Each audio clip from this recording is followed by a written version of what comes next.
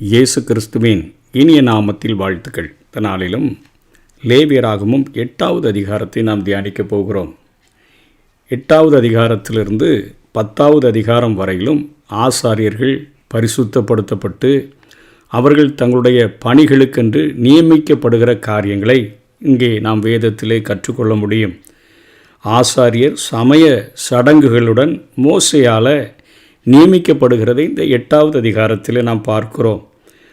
ஆரோனும் அவனுடைய குமாரரும் ஆசாரியராக நியமிக்கப்படுகிற போது பரிசுத்தப்படுத்துகிறதன் பொருட்டாக கடைபிடிக்க வேண்டிய விரிவான அறிவுரைகளை தேவன் ஏற்கனவே யாத்திராகமம் 28வது அதிகாரம் 29வது அதிகாரங்களில் மோசேயிடம் ஆண்டவர் கொடுத்து விட்டார். இப்பொழுது லேவியராகமம் 8 10 வரையிலும் உள்ள அதிகாரங்களில் மோசே எவ்விதமாக அந்த ஆண்டவரால் கொடுக்கப்பட்ட அறிவுரைகளை அவன் நிறைவேற்றினான் என்பதை நாம் இங்கே பார்க்கிறோம். அவன் ஆசாரியரும் மக்களும் அடங்கிய சபையை ஆசரிப்பு கூடார வாசலுக்கு முன்பாக கூடி வரச் செய்தான். ஆசாரியர்களை மாத்திரமல்ல, அங்கே இருக்கக்கூடிய ஜனங்களையும் ஆசரிப்பு கூடார வாசலுக்கு முன்பாக அவன் கூடி வர செய்தான். அங்கு நிறைவேற்றப்பட்ட அந்த சமய சடங்கு வெளியரங்கமாக அங்கே செய்யப்படுகிறதை முதல் 5 வசனங்களிலே நாம் பார்க்கிறோம். அதனைத் தொடர்ந்து 6வது வசனத்திலிருந்து 9ஆம் வசனம் வரையிலும் ஆரோனையும் அவன் குமாரர் இருவரையும் தண்ணீர்களை அவன் கொண்டு வர சொல்லி அவர்களை அங்கே குளிப்பாட்டுகிறதை, ஸ்நானம் பண்ணுவிக்கிறதை பார்க்கிறோம். அடுத்ததாக பிரதான ஆசாரியனுக்குரிய ஆடைகள் அனைத்தையும் மோசே அங்கே ஆரோனுக்கு அவன் உடுத்து வைக்கிறதை பார்க்கிறோம். உள்ளங்கிய உடுத்து வைக்கிறார், இடைக்கச்சையை கட்டிவிடுகிறார், மேலங்கி, ஏபோத்தின் விசித்திரமான கச்சை, மார்பதக்கம், ஊரின் தும்மின், அதைத் தொடர்ந்து தலைப்பாகை மற்றும் பரிசுத்த கிரீடம், கர்த்தருக்கு பரிசுத்தம் என்று எழுதப்பட்ட அந்த பட்டம், இவைகள் எல்லாமே அருமையாக ஒரு கவர்ச்சிகரமாக இருக்கும் வண்ணமாக ஆசாரியனாகிய ஆரோனுக்கு முதலில் மோசேயால் அங்கே உடுத்து வைக்கப்படுகிறது. பின்பு மோசே வாசஸ்தலத்தையும் அதிலுள்ள பொருட்களையும் அபிஷேகம் பண்ணி பரிசுத்தப்படுத்துகிறதை 10ஆம் வசனத்திலிருந்து 13வது வசனம் வரையிலும் பார்க்கிறோம். அபிஷேக தைலத்தை ஆரோனுடைய தலையின் மேல் அவன் அங்கே ஊற்றுகிறதை பார்க்கிறோம். தெளிக்கிறதல்ல, அங்கே ஊற்றுகிற அந்த காரியமானது நம்முடைய மகா பிரதான ஆசாரியராகிய இயேசு கிறிஸ்துவின் மேலே தேவன் தம்முடைய ஆவியை அளவில்லாமல் கொடுத்திருந்தார் என்று எழுதியிருக்கிறதே, அதை உணர்த்துவிக்கும் வண்ணமாக இங்கே ஆசாரியனாக நியமிக்கப்படுகிற ஆரோனுக்கு அவைகள் முழுமையாக தலையிலே ஊற்றப்படுகிறதை பார்க்கிறோம். அதற்கு பிறகு ஆரோனுடைய குமாரருக்கு அங்கிகளையும் இடைக்கச்சைகளையும் குல்லாக்களையும் மோசே விடுத்து வைக்கிறான். ஆரோனுக்கு அந்த சமய சடங்குகளின்படி, ஆண்டவர் கொடுத்த அறிவுரைகளின்படி அந்த அபிஷேக ஆராதனையை நடத்தின பின்பு அவருடைய குமாரர்களுக்கும் அந்த காரியங்களை அவன் செய்கிறதை பார்க்கிறோம். அதன் பிறகு அங்கே ஆரோனும் அவனுடைய குமாரனும் பாவ நிவாரண பலிக்கான காளையின் தலையின் மேலே கைகளை வைத்தபோது மோசே அதை கொள்கிறான். அதாவது 14 17வது வசனம் வரையிலும் பார்க்கிறோம். அங்கே ஆரோனுக்காகவும் அங்கே பலி செலுத்தப்படுகிறதை பார்க்கிறோம். பாவ நிவாரண பலி, அதாவது இன்னைக்கு மிக உயர்வான சமய தலைவர்களாக நாங்கள் இருக்கிறோம், பெரிய பதவியில் இருக்கிறோன்னு சொல்லி இருக்கிறவர்களும் பாவிகளாக இருக்கிறார்கள் என்பதை உணர்த்து வைக்கும் வண்ணமாக இந்த காரியமானது இங்கே எழுதப்பட்டிருக்கிறது. அவர்களுக்கும் இன்றைக்கி சமுதாயத்தில் முக்கியமற்றவர்களாக கருதப்படுகின்ற எளியவர்களுக்கும், பெரிய பதவியில் இருக்கிறவங்களுக்கும், சாதாரண ஏழைகளுக்கும் இன்றைக்கு பாவ மன்னிப்பு என்பது தேவைப்படுகிறது என்பதை நாம் உணர்ந்து கொள்ள வேண்டும். 18ஆம் வசனத்திலிருந்து 21வது வசனம் வரையிலும் அதுபோல ஆரோனுக்கும் அவனுடைய குமாரருக்கும் ஒரு ஆட்டுக்கடாவை சர்வாங்க தகன பலியாக மோசே கொண்டு வந்து அந்த செய்ய வேண்டிய சடங்குகளை அங்கே செய்கிறான். இங்கே பாவ நிவாரண பலிகள் ஏறெடுக்கப்படுகிறது. அதே போல் சர்வாங்க தகன பலிகளும் உயர்ந்த பதவியில் இருந்தாலும் அவர்களும் பாவிகள்தான் என்பதை உணர்த்துவிக்கும் மனமாக அவர்களுக்காகவும் இந்த பலி செலுத்தப்படுகிறதை பார்க்கிறோம். அதனைத் தொடர்ந்து 22 29 வரையிலும் பார்க்கும் பொழுது ஆரோனையும் அவனுடைய குமாரனையும் பிரதிஷ்டை செய்வதற்கான ஆட்டுக்கடா, அதாவது அந்த பிரைதிஷ்டை ஆட்டுக்கடா நிறைவு செய்கின்ற பலி என்று அழைக்கப்படுகிற அந்த சமாதான பலிகளின் இரத்தம் பயன்படுத்தப்படுவதிலிருந்து இதன் இரத்தம் வேறு விதமாக அங்கே தடவப்படுகிறதை பார்க்கிறோம். வலது முன்னந்தொடையும் அப்பங்களும் பொதுவாக அவர்களுக்கு உணவாக கொடுக்கப்படும். ஆனால் இங்கு அவைகள் தகனிக்கப்படுகிறதையும் பார்க்கிறோம். இங்கு மோசே ஆசாரிய பணியை ஆரோனுக்காகவும் அவருடைய குமாரர்களுக்காகவும் செய்தபடியினால அந்த பலிகளினுடைய மார்க்கண்டத்தை அவன் அங்கே காணிக்கையாக பெற்றுக்கொண்டதை பார்க்கிறோம். ஆரோன் மற்றும் அவனுடைய குமாரர் ஆகியோருடைய காது, அதாவது காது மடல்கள் இருக்க அந்த காது மடல்களிலும் வலது கை கால்களின் பெருவரர்களிலும் அங்கே இரத்தம் தடவப்படுகிற செயலானது காணப்படுகிறது. இது எதை காட்டுகிறது என்று சொன்னால், ஆண்டவருடைய வார்த்தைகளுக்கு ஆண்டவருடைய பிள்ளைகள் ஆசாரியர்களாக நியமிக்கப்பட்டவர்கள் செவி கொடுக்க வேண்டும். ஆகவே 2 காது மடல்களில் இரத்தம் அது பூசப்படுகிறது.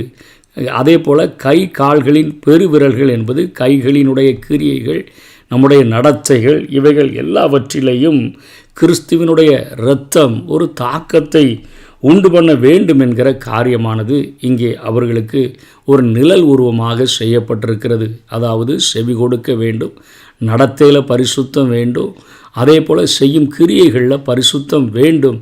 ஆகவே இயேசு கிறிஸ்துவின் இரத்தம் எங்களுடைய எல்லா குற்றங்களையும் குறைவுகளையும் கழுவி எங்களை சுத்திகரித்திருப்பதற்கு காரணம், நாங்கள் நல்ல நடக்கை உள்ளவர்களாக, செவி கொடுக்கிறவர்களாக, நல்ல நற்கிரியைகளை செய்கிறவர்களாக வாழ வேண்டும் என்பதை உணர்த்தி வைக்கும் வண்ணமாக இந்த காரியமானது செய்யப்பட்டிருக்கிறது. அதனைத் தொடர்ந்து மோசே அபிஷேக தைலத்திலும் பலிபீடத்தின் மேலிருந்த இரத்தத்திலும் கொஞ்சம் எடுத்து ஆரோன் மேலும் அவனுடைய குமாரர் மேலும் தெளித்தான். அந்த ஆசாரியர்கள் சமாதான பலியின் மாம்சத்தை அப்பங்களோடு உண்ணும்படி அவர்களான கற்றளை பெற்றதை பார்க்கிறோம். பிரதிஷ்டைக்கான சடங்கு இது மீண்டும் 7 நாட்கள் செய்யப்பட்டன. இது ஒரு நாளோடு நிறுத்தப்படலை, 7 நாட்களும் செய்யப்பட்டன. அந்த நாட்களில் அவர்கள் ஆசரிப்பு கூடார வாசலுக்கு அவர்கள் வெளியே செல்லுகிறதற்கு அனுமதிக்கப்படவில்லை என்பதை புரிந்து கொள்ள வேண்டும். இந்த ஆசாரியத்துவ ஊழியமானது அவர்களுக்கு கொடுக்கப்பட்டது ஒரு கட்டளையாக அவர்களுக்கு கொடுக்கப்படவில்லை, அவர்களுக்கு ஒரு நிழல் உருவமாக கொடுக்கப்பட்டதை நாம் புரிந்து கொள்ள வேண்டும். அதாவது எபிரேய ஆக்கியோன் இந்த முறைமைகளை எடுத்து எழுதும் பொழுது எபிரேயர் 7வது அதிகாரம் 20ஆம் வசனம் 21வது வசனங்களிலே, அன்றியும் அவர்கள் ஆணை இல்லாமல் ஆசாரியராக்கப்படுகிறார்கள்.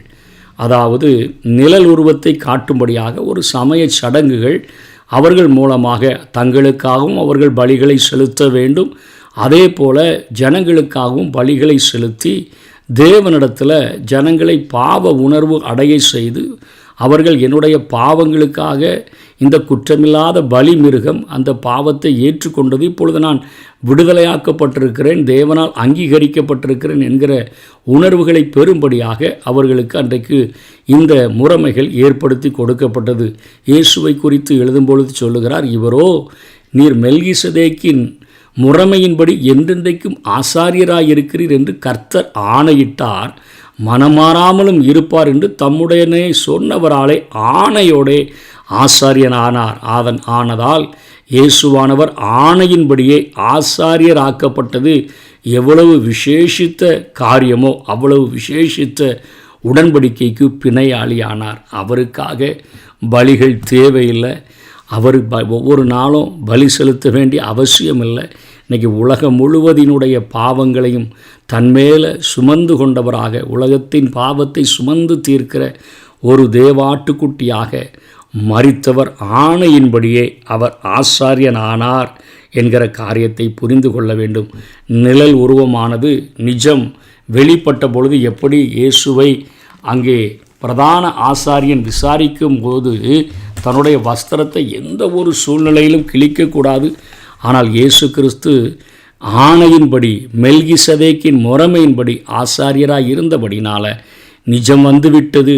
அவர்தான் இனிமே பிரதான ஆசாரியனாக இருக்க போகிறார், அவர்தான் ஜனங்களினுடைய ஒரு பிணையாளியாக இருக்க போகிறார் என்பதை அவன் காட்டும் வண்ணமாகவோ தன்னுடைய வஸ்திரத்தை அந்த கிழித்து கொண்ட காரியமானது நாம் சுவிசேஷ நூல்களிலே நாம் பார்க்கிறோம். ஆகவே இன்றைக்கு நமக்குடைய காரியங்கள் என்ன, இந்த அதிகாரத்திலிருந்து நம்ம கற்றுக்கொள்ள வேண்டிய காரியம் என்னென்னா, ஆண்டவருடைய பணிவிடைக்காக ஒருவேளை நம்ம அபிஷேகம் பெறுகிற ஒரு ஆரோனையும் அவருடைய புதல்வர்களையும் இங்கே பார்க்கிறோமே, இவர்கள் சிறப்பு என்ன, தேவனுடைய அழைப்பும் பரிசுத்த அலங்காரமும் தான் இங்கே பார்க்கிறோம். தேவனால் அழைப்பு பெற்று இங்கே அருமையான பரிசுத்த அலங்கார வஸ்திரங்கள் அவர்களுக்கு உடுத்தப்படுகிறத நம்ம பார்க்கிறோம். ஆரோனினுடைய மேன்மைகள் அவரை இந்த பதவிக்கு உயர்த்தலை. அவர் ஏதோ பெரிய ஹீரோவாக இருந்ததுனால நிறையா காரியங்களை ஆண்டவருக்காக செஞ்சிட்டாருன்னு இங்கே கொண்டு வந்து ஆண்டவர் இந்த காரியத்தை அவருக்கு கொடுக்கல. நமக்கே தெரியும், ஒரு பெரிய கன்றுக்குட்டியை செஞ்சு, தங்கத்தில் கன்றுக்குட்டியை செஞ்சு, ஒரு இது நமக்கு முன் செல்லுகிற தெய்வம் என்று சொல்லி ஜனங்களை நிர்வாணப்படுத்தின ஒரு கீழ்த்தரமான காரியத்தை செய்திருந்த போதிலும் தேவன் தன்னுடைய கிருபையை விளங்க பண்ணும்படியாக தேவன் பாவங்களுக்கு பரிகாரம் செய்யும் அவர்களையே பாவ பரிகார பலியாக ஏறெடுப்போராக அங்கே நிறுத்துகிறதை பார்க்கிறோம். தங்கள் பாவங்களுக்காகவும் ஜனங்களின் பாவங்களுக்காகவும் அவர்கள் பாவ பரிகார பலியை ஏறெடுக்கிறவர்களாக அவர் அங்கே மாற்றியிருக்கிறதை பார்க்கிறோம். இன்றைக்கும் நம்முடைய காரியங்களுக்காக நாம் மன்னிப்பு பெறுகிறது மாத்திரமல்ல, மற்றவர்களுக்காகவும் கரமேந்தி தேவ சன்னிதானத்திலே நிறுத்துகிற ஒரு காரியத்தை நாம் பெற்றிருக்கிறோம். பரிசுத்த அதிகார அலங்காரத்தை ஆண்டவர் கிருபையுடன் அங்கே ஆசாரியனுக்கு வழங்கியிருக்கிறார். இவ்வாறு நிழலின் அரங்கேற்றம் அங்கே நடைபெறுகிறதைத்தான் இந்த அதிகாரத்திலே பார்க்கிறோம். கிறிஸ்து என்னும் அந்த நிஜமுள்ள அந்த பொருள் வந்தவுடன் நிழலின் ஆசாரங்கள் அவைகளெல்லாம் வழி விலகி மாய்ந்தன. அங்கே பிரதான ஆசாரியன் தன்னுடைய வஸ்திரத்தை கிழித்ததை இயேசுவினுடைய அந்த விசாரணையில் நம்ம பார்க்கிறோம். பூரண பலியை நிறைவேற்றினவர் பரிசுத்த ஆசாரிய கூட்டமாக இன்றைக்கு நம்மை அவர் தெரிந்தெடுத்து வைத்திருக்கிறார். அவரது பலியில் விசுவாசம் வைக்கிற அனைவரும் நம்மை ராஜாக்களும் ஆசாரியர்களும் ஆக்கினார் என்கிற அந்த தயவை அந்த அந்த தகுதியை தயவுடன் நம்ம பெற்றுக்கொண்டிருக்கிறோம், கிருபையுடன் பெற்றுக்கொண்டிருக்கிறோம். ஆகவே நம்ம ஒரு நிஜத்தின் மகிமையில் வாழும்படியான ஒரு அழைப்பை பெற்றிருக்கிறோம். இந்த மகா கிருபையை நம்ம ஒவ்வொரு நாளும் எண்ணி அந்த பதவியை நமக்கு தந்த கிறிஸ்துவை ஒவ்வொரு நாளும் பணிவுடன் நாம் அவரை ஆண்டவருடைய சமூகத்தில் நம்மை அர்ப்பணித்து அவருக்காக பணியாற்றுகிறதே நம்முடைய கடமையாக இருக்க வேண்டும். இன்றைக்கி நம்முடைய பரிசுத்த அலங்காரத்துடன் அவரை தொழுது கொள்கிறவர்களாக நாம் வாழ வேண்டும். நம்முடைய கல்லூரி படிப்பு, இன்றைக்கி நம்ம போட்டிருக்கிற அலங்கார வஸ்திரம், இன்றைக்கி போட்டுக்கிற வண்ண இடைக்கச்ச, இவைகள் எல்லாமே நம்மை ஆசாரியர் ஆக்கலை. நமக்கு ஆண்டவர் கிருபையின்படி நம்மை ஆசாரியராக மாற்றியிருக்கிறார். எப்படி அப்படின்னு சொன்னால், பிரதான ஆசாரியராகிய இயேசுவும் அபிஷேகமாக கருதப்படுகிற ஆவியானவருமே நம்மை தகுதிப்படுத்தி இருக்கிறார்கள் என்பதை புரிந்து கொள்ள வேண்டும். நிழல்களை நம்முடைய மனசில் படிய வைத்துட்டு எளிமையாய் பார்க்கப்பட வேண்டிய அந்த கிறிஸ்தவத்தை சுமையாக மக்கள் மேலே திணித்து கடுமையான போதனைகளை அவர்களுக்கு சொல்லி அவர்களை வழிவிலக செய்துவிடக்கூடாது. இன்றைக்கி ஆண்டவருடைய கிருபையினால் நாங்கள் அழைக்கப்பட்டிருக்கிறோம். ஆண்டவருடைய கிருபையினால் ஆசாரியர்களாக மாற்றப்பட்டிருக்கிறோம். எங்களுக்காக எப்படி பாவ பரிகாரத்துக்காக இயேசு கிறிஸ்து பலியானாரோ, அதே போல் உலகத்தின் அத்தனை மக்களுக்காகவும் பாவத்தின் பரிகார பலியாக, உலகத்தின் பாவத்தை சுமந்து தீர்க்கிற தேவாட்டுக்குட்டியாக அவர் பலியாயிருக்கிறார் என்கிறதை புரிந்து கொள்கிறவர்களாக இருக்கிறது மாத்திரமல்ல, மற்றவர்கள் புரிந்து கொள்கிறதற்கு அவர்களை அந்த பாதைக்கு நேராக அழைக்கிற ஒரு பணியை நாம் செய்கிறவர்களாக நாம் வாழ வேண்டும். ஆண்டவருடைய பணிக்காக தெரிந்து கொள்ளப்பட்ட ஆரோனும் அவருடைய புதல்வர்களும் அபிஷேகம் பண்ணப்பட்ட நாளில் பலி விலங்கின் இரத்தமானது அவருடைய வலதுகாதின் மடல், வலதுகையின் பெருவிரல், வலதுகாலின் பெருவிரல் போன்ற இடங்களில் பூசப்பட்டச்சே அது செவி கொடுத்தலையும் நம்முடைய செயல்களையும் நடக்கைகளையும் தூய்மையாய் இருக்க வேண்டும் என்பதை காட்டுகிற செயல். இன்றைக்கி ஒருவேளை நம்முடைய விசுவாசம் நம்முடைய இருதயத்தில் காணப்படுகிறது, வெளியே தெரியாது. ஆனால் அதனுடைய கிரியைகள் வெளியரங்கமாக இருக்க வேண்டும். ஆலயம் என்று அழைக்கப்படுகின்ற கட்டடத்தின் தன்மையை பொறுத்ததல்ல விசுவாசம், தனி மனிதன் என்னும் ஆலயத்தை பொறுத்தது.